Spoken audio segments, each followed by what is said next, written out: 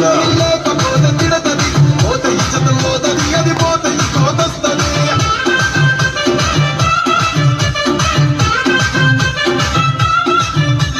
నల్లగొండ అద్దాలు తొడిగిన పోయి అరే పడితే లైన్ల పడతది లేకపోతే తిడతది పోత ఇచ్చత పోతది అది పోత ఈ కోతొస్తది